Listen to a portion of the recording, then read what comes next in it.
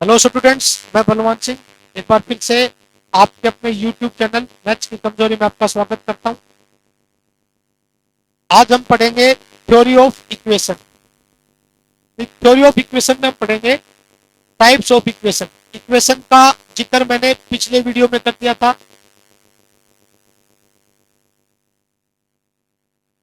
मैंने आपको पिछले वीडियो में पढ़ाया था कि इक्वेशन क्या होती है, इक्वेशन के रूट्स क्या होते हैं, इक्वेशन के सॉल्यूशन क्या होते हैं। ठीक है। कुछ बच्चे समझेंगे कि ये सर तो ऐसे ही बिना बात बेसिक पढ़ा रहे हैं, सवाल नहीं करवा रहे हैं। भाई बेसिक पढ़ाने के बाद सवाल करवाता हूँ, और बेसिक पढ़ना जरूरी भी है। अब जो बच्चे ज्यादा शाने बनते हैं ना, ज्यादा समझदार बनते हैं, उनको मैं एक बार फिर से बता देता हूँ। किसी भी टॉपिक का बेसिक आपका जितना स्ट्रांग होगा, आप सवाल को उतने ही छोटे तरीके से सोल्व कर सकते हैं। चाहे वो किसी भी कंपटीशन के लिए, किसी भी कंपटीशन के लिए आप बेशक से आप एसएससी सीजीएल के एस्पिरेंट हो, चाहे आप मान लो आप इसके हो सीडीएस वगैरह के एस्पिरेंट हो, चाहे आप कैट मैट कर रहे हो, चाहे आप सीएचएसएल वगैरह के लिए एग्जाम दे रहे हो, चाहे आप सीपीओ का एग्जाम दे रहे हो, तो सबके लिए ना बेसिक बहुत जरूरी है। आप चाहे बेशक से एनडीए का दें, आप आईआईटी जेई का भी दें, आप कोई भी एग्जाम देते हैं ना, तो उसके लिए आपका आपका बेसिक मजबूत होना जरूरी होता है। बेसिक जितना मजबूत होगा, आप सवाल को उतने ही छोटे तरीके सोल्व कर सकते हैं। मान लो आपका बेसिक, किसी टॉपिक का बेसिक यहां से यहां तक है, तो आप सवाल का सॉल्यूशन है ना बिल्कुल छोटा सा दे सकते हैं। और अगर आपका बेसिक, पूरा बेसिक तो चैप्टर का ये है, और आपको आता इतना है, मतलब इतना बेसिक आता है, पूरा पूरा इतना था, तो पहली बात तो आप सवाल को सोल्व ही नहीं कर पाएंगे। और इधर उधर से रट पट के आप अगर सवाल को सोल्व करते हैं, तो भी आपके लिए मुश्किलें होने वाली। क्या मुश्किल? कि आपको सवाल का लंबा सॉल्यूशन देना पड़ेगा। इधर उधर से रटते हैं ना, तो आप लंबे तरीके, पहली बात तो सोल्व ही नहीं कर पाएंगे, और सोल्व कर भी पाते हैं इधर उधर से रट के, तो सवाल का सॉल्यूशन क्या होगा? लंबा होगा। आप किसी भी एग्जाम में बैठो, किसी भी कॉम्पिटिटिव एग्जाम में बैठो आप, तो आपके लिए दो चीजें मायने रखती हैं। पहली कौन सी चीज मायने रखती है? कि आपके लिए टाइम मैटर करता है। आपके पास टाइम कम होता है, क्वेश्चन ज्यादा होते हैं, कम टाइम में आपको ज्यादा से ज्यादा क्वेश्चन सोल्व करने होते हैं। दूसरा, आपको आपके पास लिखने के लिए स्पेस कम होता है। आपके पास ये थोड़ी कॉपी है, ये थोड़ी आपके पास 10 घंटे, तो आपके पास लिखने के लिए स्पेस कम है, आपके पास टाइम कम है। तो इस परिस्थिति में, इस केस में आपको, आपका एक ही सहारा होगा, कौन? बेसिक। जिस बच्चे का जितना अच्छा बेसिक होगा, वो सवाल को सोल्व करने में उतना ही कम टाइम लगाएगा, उसको उतना ही कम लिखना पड़ेगा। ठीक है। और अब भी किसी को यह बात समझ में नहीं आती है, तो भाई टीचर्स के क्रैश कोर्सेज के पीछे भागते रहिए। वो आपको बार बार कोर्सेज पढ़ाएंगे। क्या करेंगे? बेसिक, आप देखना, बेसिक टीचर इतना ऐसा पढ़ाते हैं, और सवाल 300, 600, 900 ये लेके आते हैं। ठीक है। सवाल क्या करते हैं? बहुत ज्यादा लेके आते हैं। आपको क्या जरूरत पड़ती है? बार बार तैयारी करने की जरूरत पड़ती है। आपने अभी एक किसी टीचर का लिया था कोर्स, परचेज किया, आपने कोर्स परचेज किया, फिर उसके बाद आपको जो सवाल सोल्व करवाए गए थे, आपने कुछ रटे पटे, उसके बाद क्या हुआ?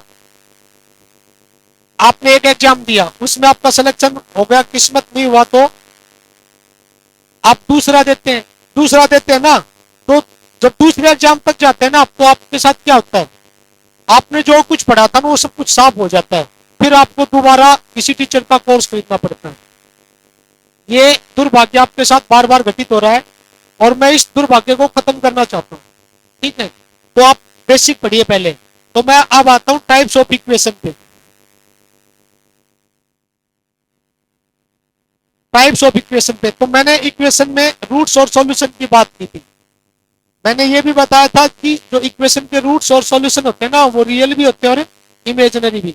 हम फिलहाल रियल रूट्स की बात कर रहे हैं, या रियल सॉल्यूशन की बात कर रहे हैं। तो मैं तीन इक्वेशन पे पहले, सबसे पहले तीन इक्वेशन का जिक्र करूंगा। कौन कौन सी इक्वेशन, पहली इक्वेशन तो मेरी होगी आइडेंटिटी इक्वेशन।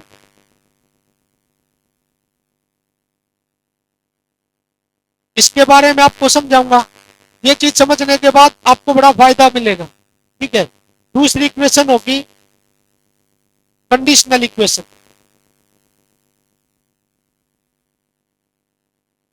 आप दिमाग से फितूर निकाल दीजिए कि ये जो चीजें पढ़ा रहा हूं ये बेकार में पढ़ा रहा हूं, इनका कोई यूज नहीं है। आप कोई भी सवाल उठा लीजिए, किसी भी चैप्टर से सवाल उठा लीजिए, मैं जब पढ़ाऊंगा पूरा कोर्स मेरा, जब तक देखेंगे, मैं जब जो जितना पूरा पूरा आपका सिलेबस यूट्यूब पे डालूंगा, तो आप देखना कि मैं ये चीजें बार बार हर टॉपिक में, हर चैप्टर में इनका यूज करता मिलूंगा। ठीक है, और इन्हीं से मैं इन्हीं बेसिक के दम पे मैं सवालों को छोटा बनाता हूँ।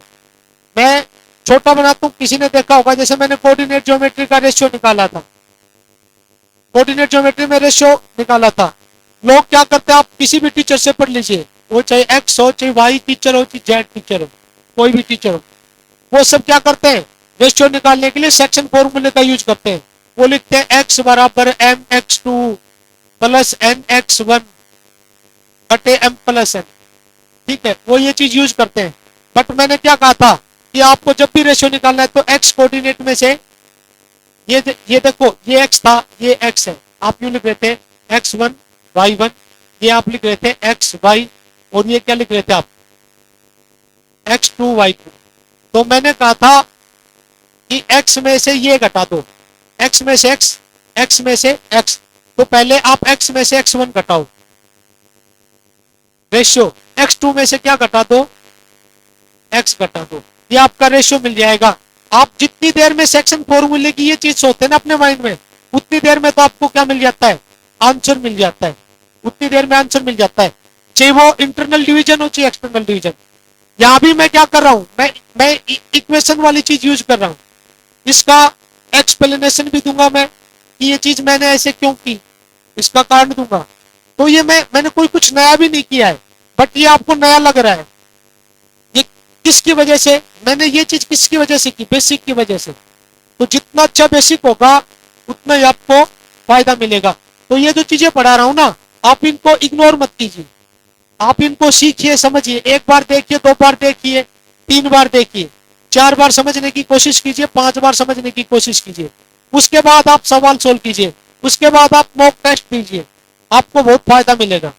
तो दूसरी इक्वेशन होगी आपकी कंडीशनल इक्वेशन, तीसरी इक्वेशन होगी कंट्राडिक्शन इक्वेशन।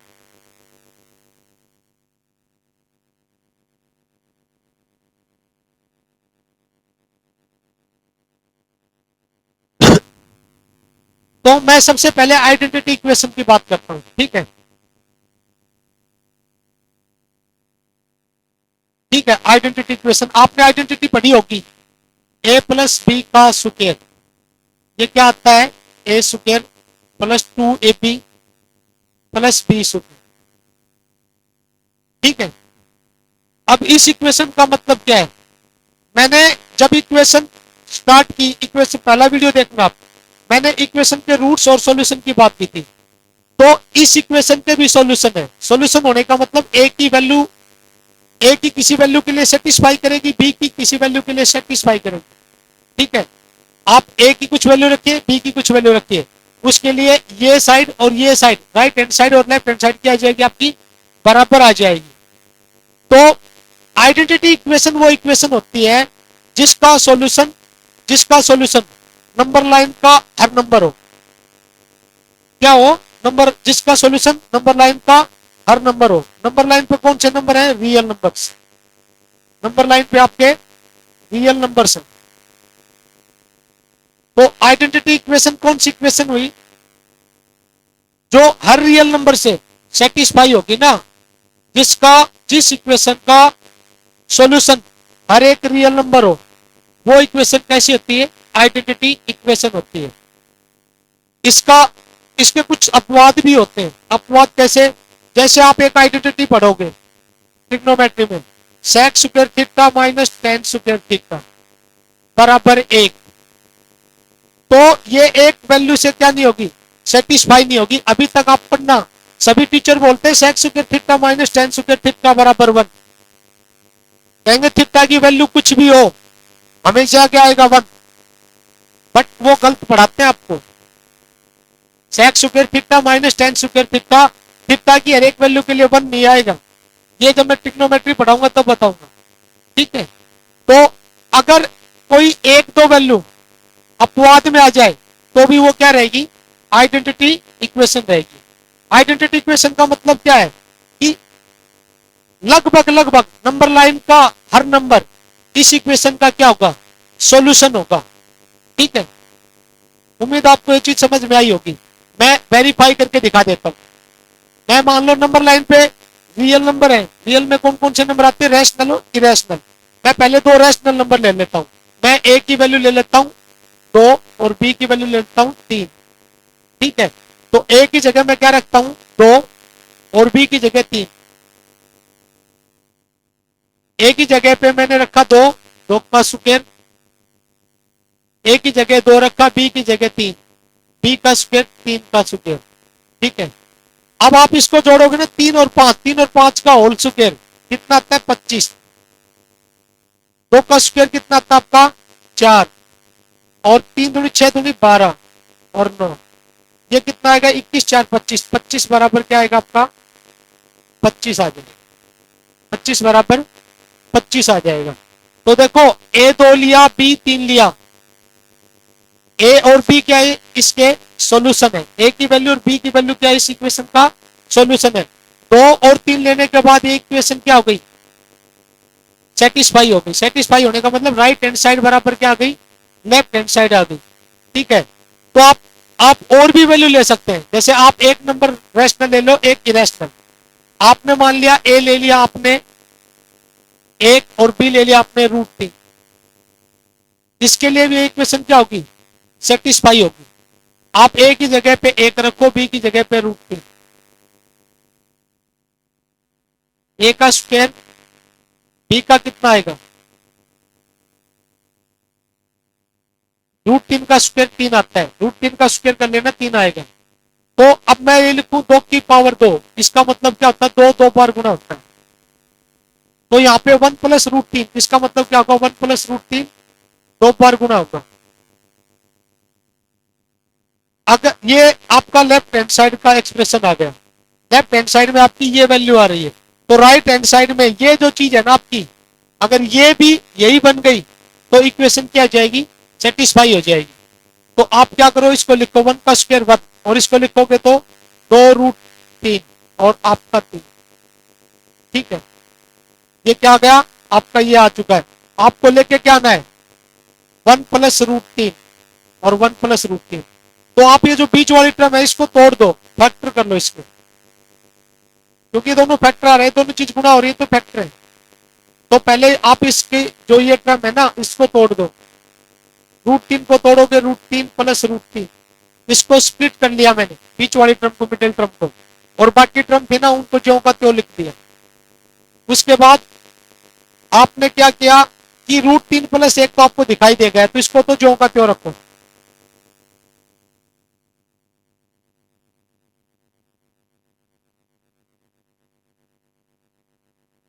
अब ये चीज है ना ऐसी नहीं दिखाई दे रही है, तो यहां से √3 कॉमन ले लूंगा मैं, तो ये क्या बचेगा 1, 3 में से √3 कॉमन लूंगा तो √3, 1 प्लस √3 और 1 प्लस √3। यहाँ पे √1 प्लस √3 है ना, इसको मैं ब्रैकेट में ले लेता हूं, यहाँ भी 1 प्लस √3 है, यहाँ भी 1 प्लस √3 है, तो ये क्या आ गया कॉमन आ गया आपका, तो मैंने इसको कॉमन ले लिया 1 प्लस √3 को। तो यहाँ पे क्या बचेगा 1 बचेगा और यहाँ पे कितना बचेगा √3। तो देखो ये रैशनल के लिए भी सेटिस्फाई हुआ था, ये इरेशनल के लिए। आप कोई भी वैल्यू लो ये इक्वेशन क्या होगी, सेटिस्फाई होगी। तो आपको समझ में आया होगा कि आइडेंटिटी इक्वेशन कौन सी इक्वेशन होती है, वो इक्वेशन जो जिसका सॉल्यूशन नंबर लाइन का हर नंबर हो, ठीक है। तो वो इक्वेशन कैसी होती है, आइडेंटिटी इक्वेशन। अब दूसरी इक्वेशन पे आता हूं मैं। दूसरी इक्वेशन आपकी कंट्राडिक्शन पे, पहले कंट्राडिक्शन समझ लो फिर हम कंडीशनल इक्वेशन पे जाएंगे।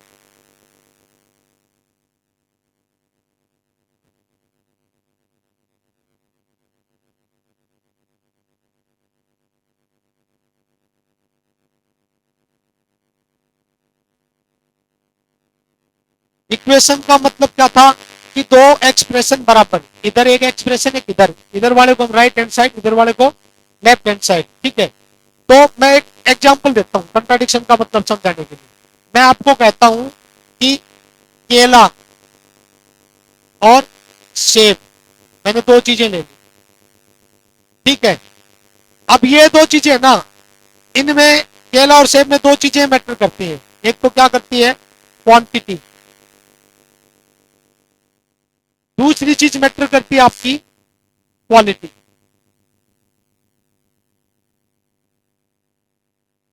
ठीक है।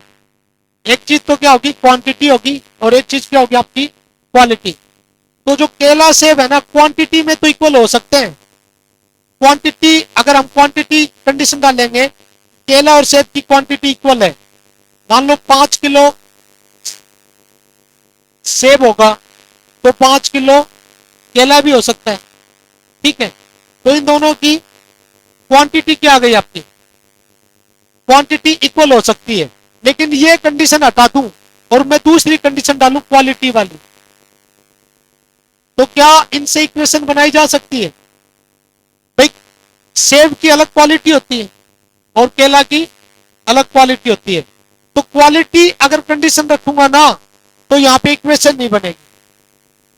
और यहां पे अगर मैं जबरदस्ती बराबर का साइन लगा देता हूं, तो वो क्या होगी, कंट्राडिक्शन इक्वेशन होगी।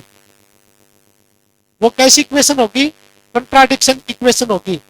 कंट्राडिक्ट का मतलब होता है विरोध करना, विरोधाभास।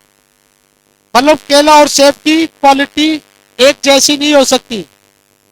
मैं ये कह रहा हूं, मैंने यहां पे कह दिया केला और सेब की क्वालिटी एक जैसी है, तो ये चीज कंट्राडिक्ट कर रही है। क्या कंट्राडिक्ट कर रही है कि केला और सेब की जो क्वालिटी है ना, वो एक जैसी नहीं होती। केला केला का अपना यूज है और जो सेब है उसका अपना यूज है, ठीक है। ये ये कुछ अलग फीलिंग देगा आपको खाने पे, और ये कुछ अलग फीलिंग देगा आपको खाने पे। तो ये कंट्राडिक्शन इक्वेशन है, ठीक है। कंट्राडिक्शन इक्वेशन होने का मैथमेटिकल क्या मीनिंग है, इसका मीनिंग है कि जिस इक्वेशन का कोई भी सॉल्यूशन ना हो, नो सॉल्यूशन, नंबर लाइन पर से कोई भी नंबर जिस इक्वेशन का सॉल्यूशन ना हो, वो इक्वेशन कैसी होगी, कंट्राडिक्शन इक्वेशन होगी, ठीक है। जैसे मैं एक मैथमेटिकल इक्वेशन लिख के दिखाता हूं।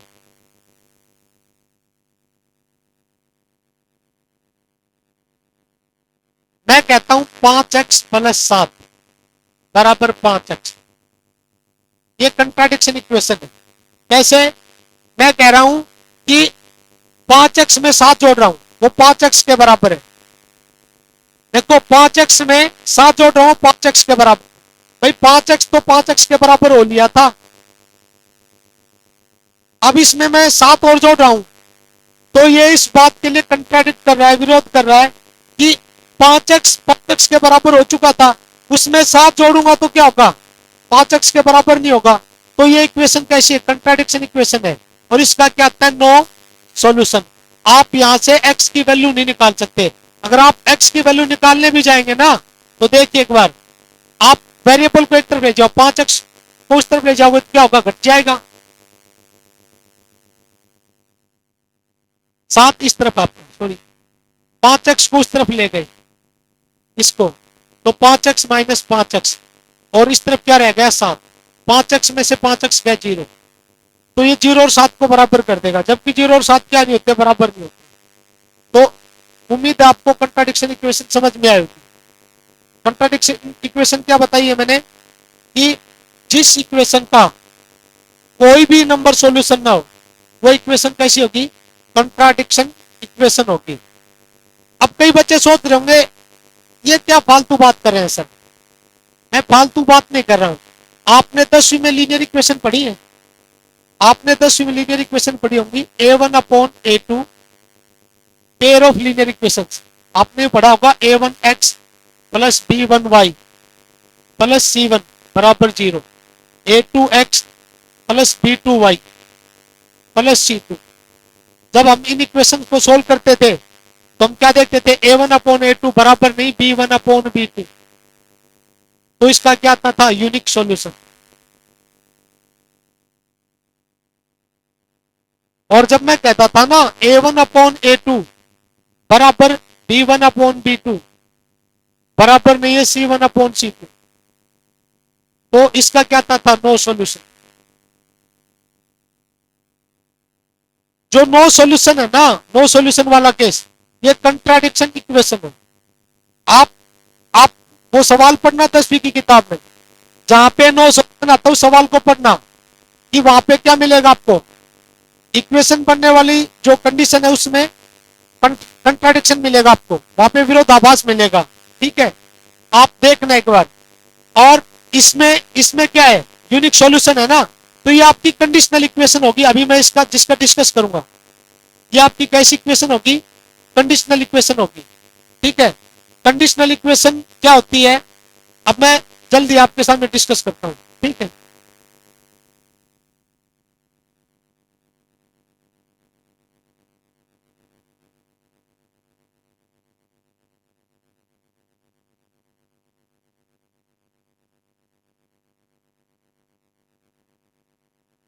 ठीक है, वो इक्वेशन जिसका सॉल्यूशन नंबर लाइन पे फाइनाइट नंबर हो। कितने नंबर हो? Finite finite number. सॉल्यूशंस कितने होंगे इसके? फाइनाइट। ठीक है, जिस इक्वेशन के फाइनाइट सॉल्यूशंस होंगे, ठीक है, वो इक्वेशन कैसी होगी आपकी? कंडीशनल इक्वेशन होगी। जैसे मैं ये कह दूं x + 7 बराबर 10, तो यहां पे x की कितनी वैल्यू निकलेंगी? एक वैल्यू निकली 3। नंबर लाइन पे एक नंबर मौजूद था 3, जो इस इक्वेशन को क्या करता है? सेटिस्फाई करता है। तो इसका एक सॉल्यूशन हुआ। ठीक है, एक सॉल्यूशन हुआ, तो ये इक्वेशन कैसी होगी? कंडीशनल। कंडीशनल क्यों हो गई? क्योंकि हमें पता लग गया कि इसका एक सॉल्यूशन। ठीक है, नंबर लाइन का हर नंबर सॉल्यूशन हो वो कैसी इक्वेशन होती है? आइडेंटिटी। और नंबर लाइन का कोई भी नंबर जिस इक्वेशन का सॉल्यूशन नहीं वो कैसी होगी? कंट्राडिक्शन। और जिसके फाइनाइट नंबर सॉल्यूशन होंगे, यानी कोई, जैसे मैं क्वाड्रेटिक इक्वेशन लूं,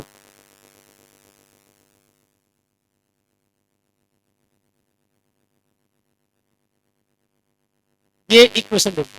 ठीक है, अब ये क्वाड्रेटिक इक्वेशन आ गई। ये कैसी इक्वेशन आ गई आपकी? क्वाड्रेटिक। तो यहां इसके दो सॉल्यूशन आएंगे, एक इसका x बराबर 6 आएगा और दूसरा x बराबर 4 आएगा। इस इक्वेशन के दो सॉल्यूशन होंगे, एक 6 आएगा, एक 4 आएगा।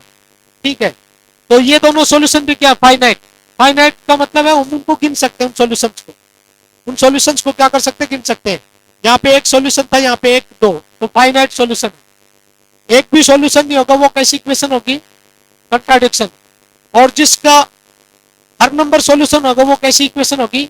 आइडेंटिटी। उम्मीद आपको ये बात समझ में आई होगी। ठीक है, अब मैं जो कंडीशनल इक्वेशन है ना, इसके स्पेशल केस पे बात करता हूं। कंडीशनल इक्वेशन के स्पेशल केस पे बात कर लेता हूं।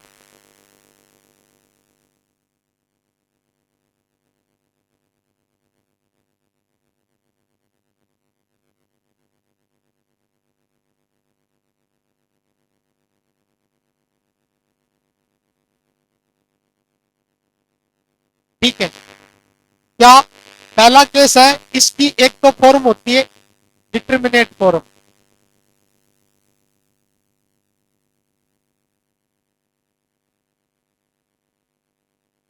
और दूसरा केस होता है इसका इनडिटर्मिनेट फॉर्म।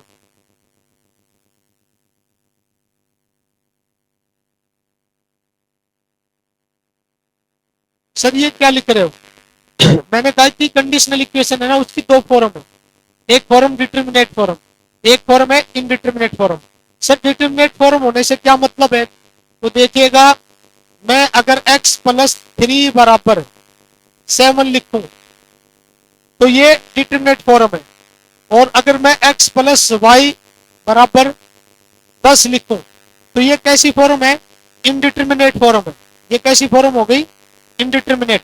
सर हमें तो समझ नहीं आया कि ये डिटर्मिनेट कैसे हुई, ये इनडिटर्मिनेट कैसे हुई, तो अभी बताते हैं। तो x प्लस 3 बराबर 7 है ना, ये कैसी फॉर्म है? डिटरमिनेट। डिटरमिनेट का मतलब होता है कि जो वेरिएबल है ना आपका अननोन, इसकी वैल्यूज फिक्स होती हैं। वैल्यूज क्या होती हैं? फिक्स। फिक्स होने का मतलब क्या है? जैसे मैं यहाँ पे x प्लस 3 बराबर 7, यहाँ पे x की वैल्यू निकालूंगा ना, तो 7 में से 3 घटाऊंगा उस तरफ जाके 4, तो x की फिक्स वैल्यू आई। या तो एक वैल्यू आएगी या दो वैल्यू। फिक्स होने का मतलब ये है, जैसे क्वाड्रेटिक का निकाला था मैंने क्वाड्रेटिक का निकाला था x square minus 8x plus 15 0, तो यहाँ पे x दो वैल्यू आई थी। ठीक है, या मैं कोई और क्वाड्रेटिक इक्वेशन ले लेता हूं, x square minus 12x plus 27, तो यहाँ पे x की दो वैल्यू आएंगी, एक 9 आएगा और एक कितना आएगा? 3। ठीक है, x की दो वैल्यू जाएंगी, एक आ गया आपका 9, एक आ गया 3। तो आपके जो इसके सॉल्यूशंस है ना वो क्या है? फिक्स है भाई, एक तो 9 आ गया, एक 3, फिक्स हो गए। यानी जो नंबर लाइन थी ना, नंबर लाइन पे जैसे मान लो यहाँ पे 9 है, यहाँ पे 3 है, सॉरी यहाँ पे 3 होगा और आगे 9 होगा। राइट हैंड साइड में आपका क्या होता है? बड़ा नंबर। तो ये भी आपका क्या हो गया? ये दो सॉल्यूशन फिक्स हो गए। इस इक्वेशन के दो ही सॉल्यूशन होंगे, ये बात फिक्स हो गई। ठीक है, तो वो फॉर्म क्या कहलाएगी? Determinate form. ठीक है, जिस इक्वेशन के सॉल्यूशंस क्या हो?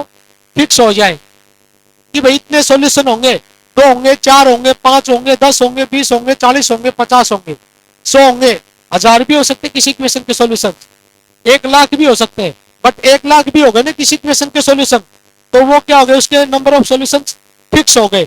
नंबर ऑफ सॉल्यूशंस फिक्स लिख लो आप यहाँ पे, number of solutions fix, number of solutions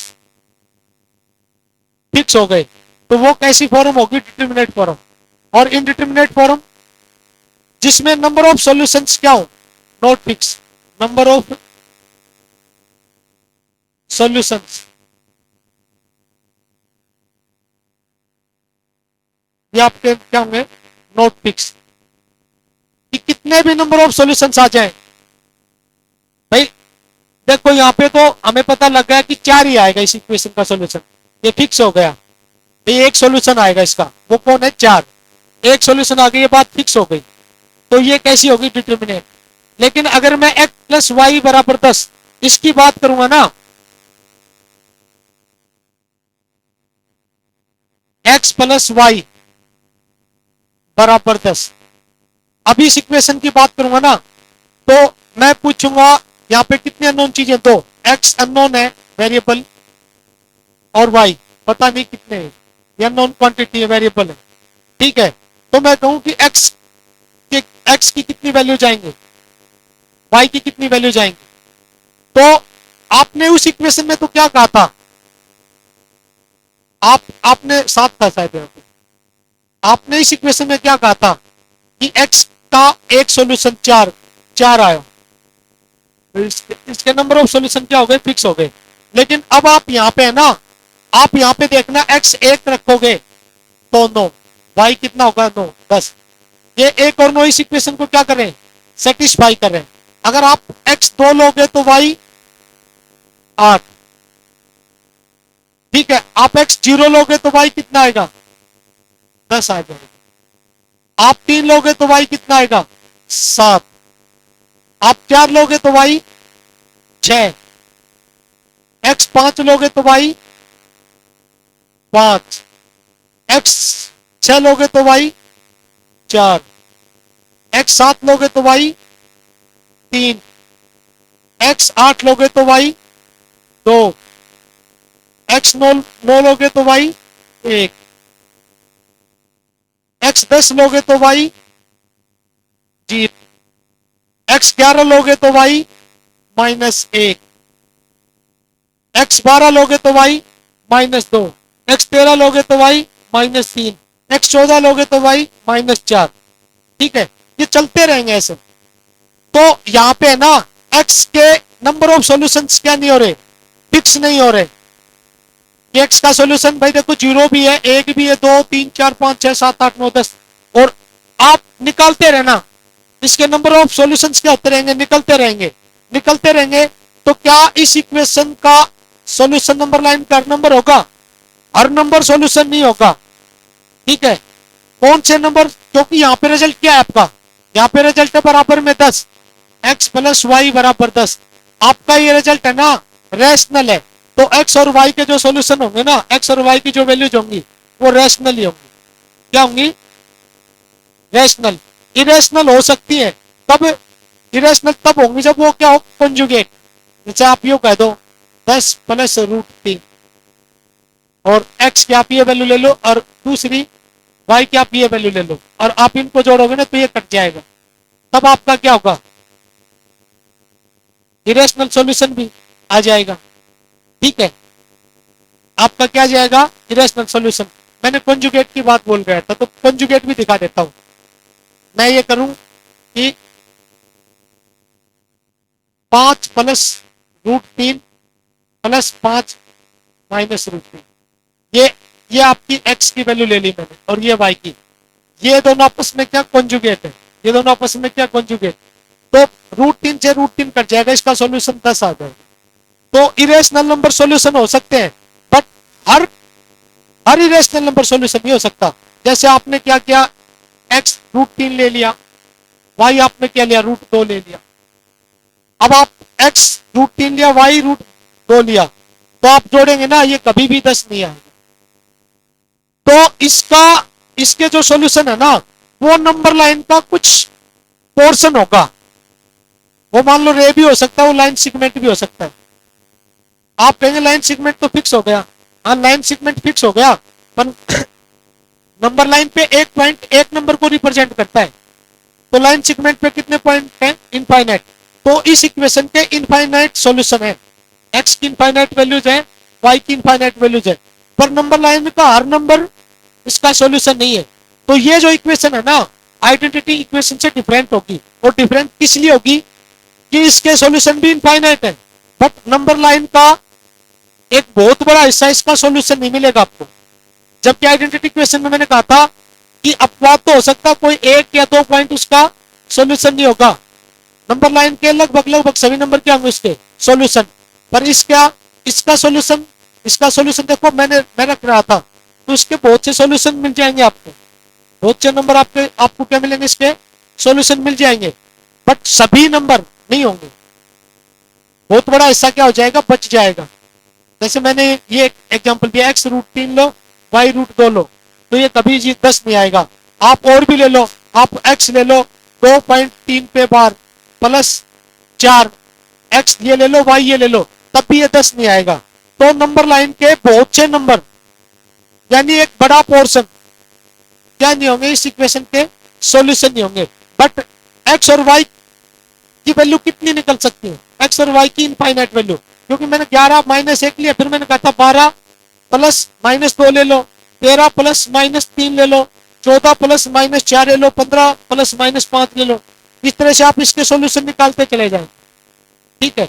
इसके सॉल्यूशन है ना, ये तो मैंने देखो इंटीजर ले रखे हैं, इसके सॉल्यूशन क्या आ सकते हैं, फ्रैक्शंस भी आ सकती है। मैं दो फ्रैक्शन जोड़ दूं, मान लो मैंने ये जोड़ दिया, मैंने ये जोड़ दिया 3/5, इसमें भी मैं अगर एक नंबर जोड़ूंगा ना 3/5 में, ठीक है, तो मैं क्या करूंगा, मैं दूसरा भी 5 ही ले लेता हूं। अब मैं 5 को यहाँ पे कितना आएगा, 3/5, मतलब 3 में क्या जोड़ू, 5 से डिवाइड होके क्या आ जाए भाई, 10 आ जाए। तो मैं यहाँ पे 47 लिख देता हूं, 3/5 और 47/5। अब इन दोनों को जोड़ूंगा ना,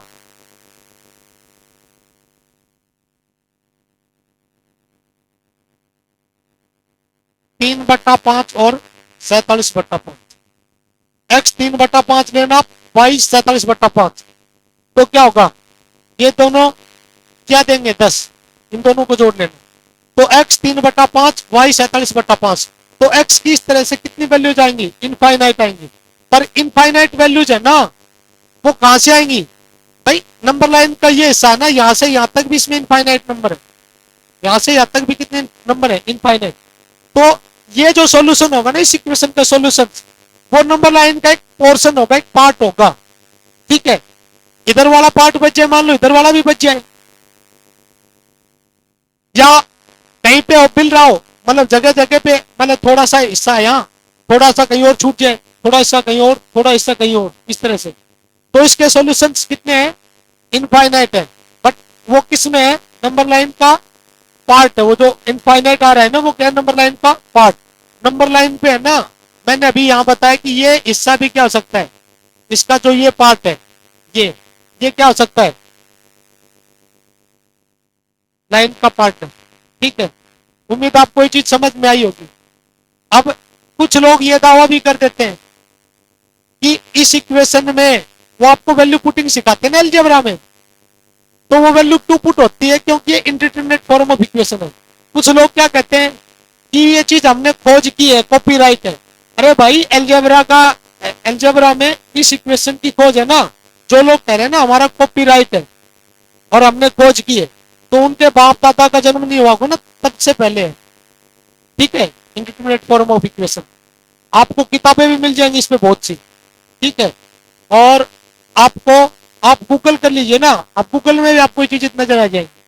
ठीक है, आप देखिए, अब वो जो लोग इसकी खोज होने की बात कर रहे हैं ना, कि हमने एक्स और वाई की जो खोज है ना, राधा श्याम के सवाल से की, राधा श्याम के सवाल से की।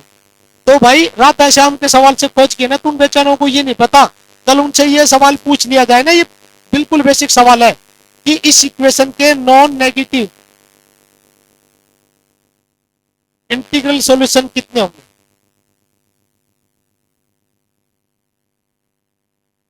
नॉन नेगेटिव का मतलब नेगेटिव ना हो, वो इंटीजर जो नेगेटिव ना हो वो सॉल्यूशन।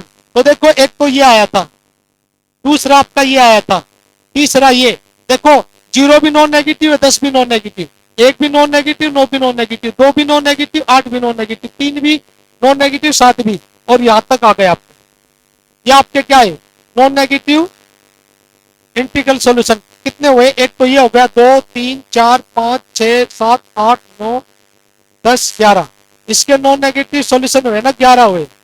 ठीक है, अब ये तो चलो हमने गिने, हम बिना गिने भी है ना, बिना गिने भी, ये बहुत बेसिक सा सवाल है, बहुत बेसिक सी चीज है जो पूछ ली जाती है, बिना गिने भी है ना। जैसे ऐसे मैं लिखूंगा नहीं ये वैल्यू, कि जैसे मैंने अब यहाँ पे लिखा, एक तो 0 और 10 था, एक मैंने कहा 1 और 9 है, ये दोनों नॉन नेगेटिव, 2 गए, 2 8, लिख के पता लगाएं, लिख के पता लगाएंगे, टाइम लगेगा, टाइम लगेगा।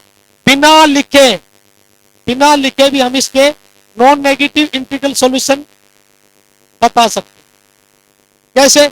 सबसे पहले तो हमें इस इक्वेशन का है ना जनरल सॉल्यूशन निकालना होगा। क्या निकालना होगा? जनरल सॉल्यूशन निकालना होगा। तो जो लोग फेंकते हैं ना, इसकी हमने खोज की थी, उन तक ये वीडियो पहुंचाना, ताकि उनको पता लगे कि वो कितना फेंक रहे हैं। ठीक है, हो सकता है जानबूझ के फेंक रहे हो या अनजाने में फेंक रहे हो, ये भी हो सकता है अनजाने में फेंक रहे हो। ठीक है, तो वो फेंक रहे हैं। जर्नल सॉल्यूशन निकालूंगा इसका, जर्नल सॉल्यूशन निकालने के बाद है ना, मैं 1 सेकंड में नॉन नेगेटिव इंटीग्रल सॉल्यूशन निकाल सकता हूं। ठीक है, अभी आपको इन चीजों की जरूरत भी नहीं है, मतलब आप भाई कितने नॉन नेगेटिव इंटीग्रल सॉल्यूशन। ठीक है, आपसे इतनी गहराई में नहीं पूछे जाते सवाल, मैं इसकी कितनी भी गहराई में जा सकता हूं। आप जितनी गहराई में जाना चाहेंगे ना, उतनी गहराई में जाया जा सकता है। मैथ में बहुत कुछ है, बहुत कुछ है। लोग पता नहीं किस मुकालते में जीते हैं कि हमने ये खोजा, हमें ये आता है, वो आता है। ठीक है, मैथ्स में तो लोग पता नहीं कितना नया नया काम कर चुके हैं, कितना नया नया काम कर चुके हैं। ठीक है, हमारे जैसे लोग तो स्टूडेंट हैं, हमने क्या है, ये आपकी नॉलेज होती है रे की तरह, किरण की तरह। शुरुआत में बच्चा पैदा होता है तो क्या होता है, उसको बिल्कुल नॉलेज नहीं होती, जीरो होता है। उसके बाद उसकी नॉलेज थोड़ी थोड़ी बढ़ती है, तो अपना ज्ञान थोड़ा थोड़ा बढ़ाता है। कोई इतना बढ़ा लेता, कोई इतना बढ़ा लेता, कोई इतना बढ़ा लेता है। जैसे मान लो मैंने इतना बढ़ा रखा है, तो मेरे से ज्यादा ज्ञान बढ़ाने वाले भी इस दुनिया में बहुत ज्यादा लोग हैं। मैंने मान लो इतना ज्ञान बढ़ा लिया है, तो कुछ लोग ऐसे होंगे, जैसे मान लो एल्बर्ट आइंस्टीन है, एल्बर्ट आइंस्टीन है, मान लो उन्होंने यहाँ से यहाँ तक चीजें ऑब्जर्व की थी, यहाँ से यहाँ तक चीजें सीखी थी, यहाँ से यहाँ तक चीजें जानी थी। अब मैंने तो क्या किया है, मैं तो बहुत कुछ हूं उनके सामने, मैंने तो बहुत कम जाना है। ठीक है, मेरे से जानने वाले इस दुनिया में हजारों लाखों लोग मिलेंगे आपको। ठीक है, तो सही चीजें पढ़िए, बेसिक को ठीक से पढ़िए। आज का वीडियो मैं क्या करता हूँ, यहीं पे खत्म करता हूँ। मैंने इक्वेशन बताई है, अगले वीडियो मैं क्या बताऊंगा, अगला जो नेक्स्ट वीडियो आएगा उसमें मैं आपको बताऊंगा मॉडुलस इक्वेशन। इस पे भी आपके यहाँ सवाल आते हैं। और दूसरी चीज मैं बताऊंगा डिस्कार्टे रूल।